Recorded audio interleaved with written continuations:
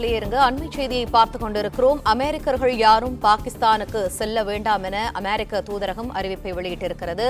அமெரிக்கர்கள் பாகிஸ்தான் பயணத்தினை தவிர்க்க வேண்டும் என்றும் பாகிஸ்தானுக்கான அமெரிக்க தூதரகம் அறிவிப்பை வெளியிட்டிருக்கிறது. இந்தியா தாக்குதல் நடத்திய பகுதிகளில் இருக்கும் அமெரிக்கர்கள் வெளியேற வேண்டும் என்றும் அமெரிக்க தூதரகம் தெரிவித்திருக்கிறது. இது தொடர்பான தகவல்களை எமது செய்தியாளர் ராஜகுமரன் வழங்க கேட்போம். ராஜகுமரன், வணக்கம். விவரங்கள்.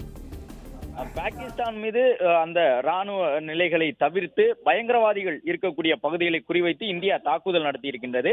இதில் சிக்கல் என்னவென்றால், பாகிஸ்தானில் உள்ள பயங்கரவாத அமைப்புகள் அனைத்துமே மத வழிபாட்டு தலங்களை ஒட்டியோ அல்லது குடியிருப்புகளை ஒட்டியோ தான் பெரும்பாலும் அமைக்கப்பட்டிருக்கும். ஏனென்றால் அப்போதுதான் இந்திய ராணுவம் தாக்குதல் நடத்தாது. இந்திய ராணுவத்தை பொறுத்தவரை குடியிருப்பு பகுதிகளில் அப்பாவி மக்கள் இறந்துவிடக் கூடாது என்பதில் கவனத்தோடு செயல்படுவார்கள். அது இந்திய மக்களாக இருந்தாலும் சரி, எதிரி நாட்டு மக்களாக இருந்தாலும் சரி, சாமானிய மக்கள் ஒருபோதும் உயிரிழந்துவிடக் கூடாது என்பதில் இந்திய ராணுவம் கவனமாக செயல்படும்.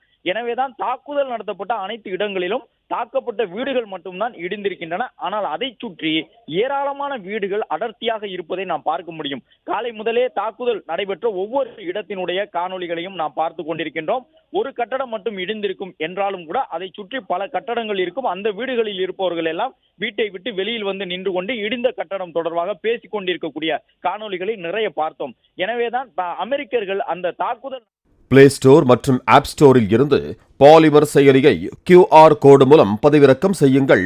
செய்திகளை உடனுக்குடன் பெறுங்கள்.